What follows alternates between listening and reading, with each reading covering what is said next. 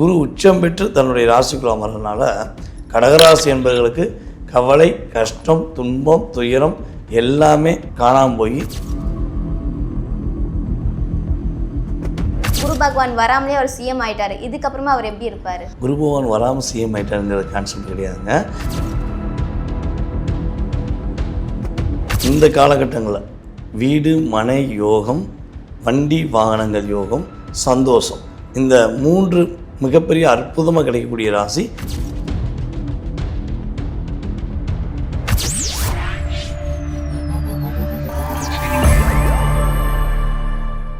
நேர்களுக்கு வணக்கம். இன்னைக்கு நம்ம கூட வாழ்க நலமுடன் ஜோதிடர் டிஜே சுந்தரபாண்டியன் அவர்கள் தான் இணைஞ்சிருக்காங்க. குரு பயிற்சியை பற்றி பல விஷயங்கள் அவர்கிட்ட பேசலாம் வாங்க. வணக்கம் சார். வணக்கம். சார், இப்போ குரு பயிற்சி வருஷம் வரது தான், ஆனால் இந்த வருஷம் மட்டும் அதை ஸ்பெஷலாக பார்க்குறாங்களே ஏன்? அதாவது பொதுவாகவே பார்த்தீங்கன்னா நீங்கள் சொன்ன மாதிரி வருடத்துக்கு ஒரு முறை குரு பகவான் ஒரு ராசியை விட்டு இன்னொரு ராசியை கிடப்பார். ஸோ இந்த வட்டம் பார்த்தீங்கன்னா குருவானவர் தனக்கு ரொம்ப பிடிச்ச வீடான தான் உச்சம் பெற்ற தன்னுடைய வலிமையை அதிகமாக அடையக்கூடிய நம்முடைய கடக ராசிக்குள்ளே போகிறார்.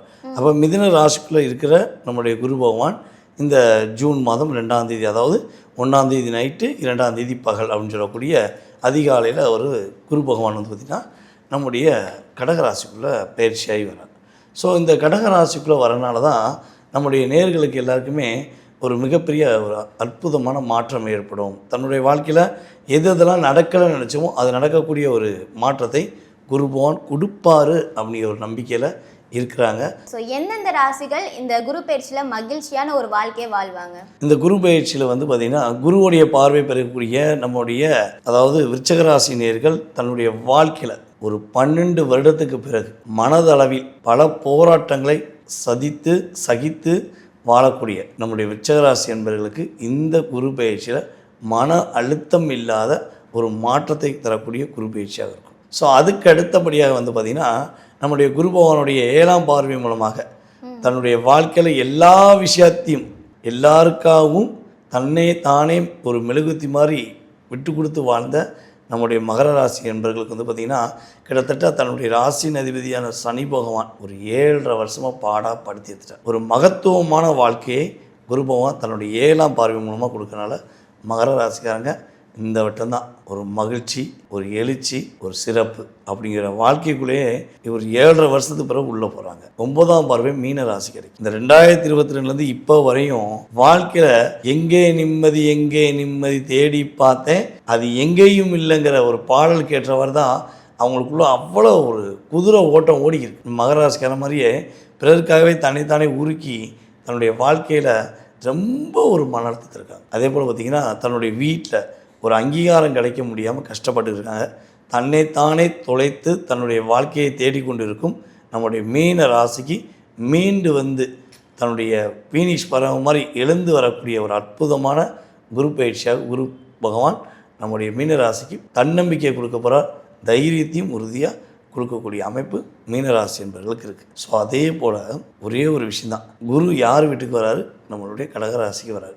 ஸோ குரு உச்சம் பெற்று தன்னுடைய ராசிக்குள்ள அமர்றதுனால கடகராசி என்பவர்களுக்கு கவலை, கஷ்டம், துன்பம், துயரம் எல்லாமே காணாமல் போய் இன்பங்களும் வாழ்க்கையில் ஒரு வெளிச்சமும் கிடைக்கக்கூடிய ஒரு அற்புதமான குரு பயிற்சியாக இந்த ராசி என்பவர்களுக்கெல்லாம் சூப்பராக இருக்கும். நிறைய பெண்கள் இருப்பாங்க, நல்லா கஷ்டப்படுவாங்க, எல்லாருக்குமே எல்லாமே கொடுப்பாங்க, ஆனால் அவங்க வீட்டில் அவங்களுக்கு மரியாதைன்றது இருக்காது.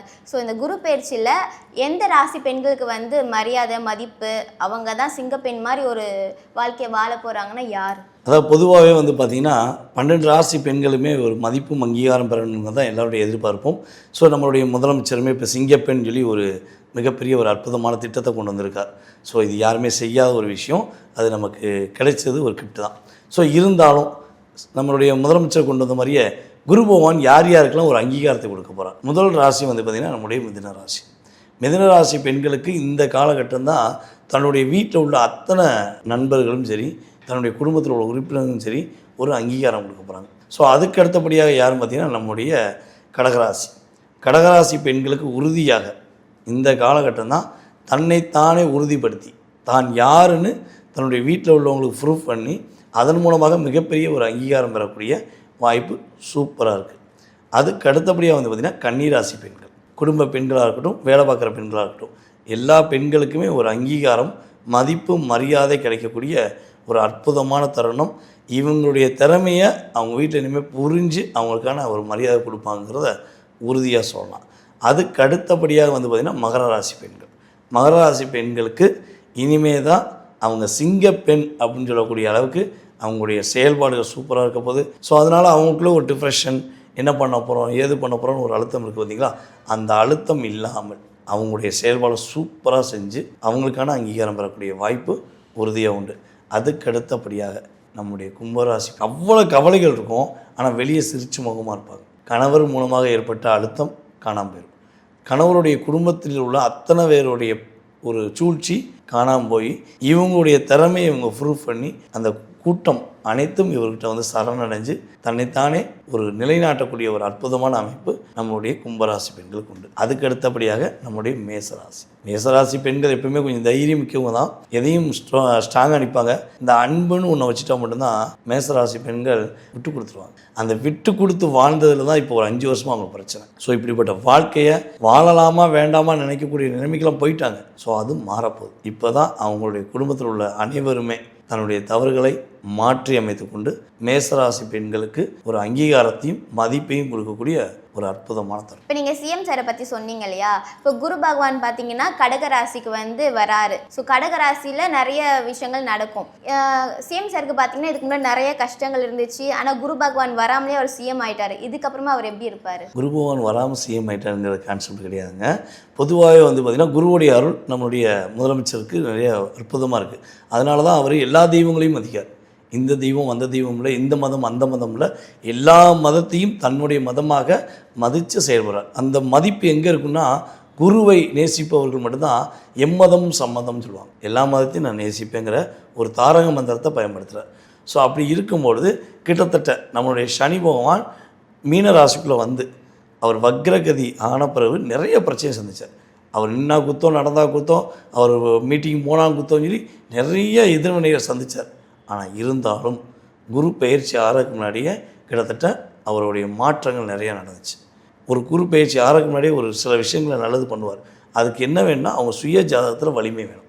அப்போ இவருடைய சுய ஜாதகத்தில் வலிமை நன்றாக இருந்தனால அவர் யாரும், அதாவது இந்த உலகமே எதிர்பார்க்காத ஒரு மிகப்பெரிய ஒரு மாற்றத்தில் மிகப்பெரிய வெற்றி பெற்றார். அது ரொம்ப சந்தோஷமான விஷயந்தான். ஸோ இந்த குரு வந்த பிறகு அவருக்கு நிறைய பொறுப்புகள் வரும், நிறைய அங்கீகாரம் கிடைக்கும், இன்னும் அவருடைய ரெஸ்பான்ஸ் அதிகமாகக்கூடிய வாய்ப்பு, அவரோட ஸ்டைலே கொஞ்சம் வித்தியாசமாக இருக்கக்கூடிய வாய்ப்புலாம் சூப்பராக இருக்கும். இப்போ வந்து நிறைய பேருக்கு வாகனம் வாங்கணும் அப்படின்ற ஒரு ஆசை இருக்கும்.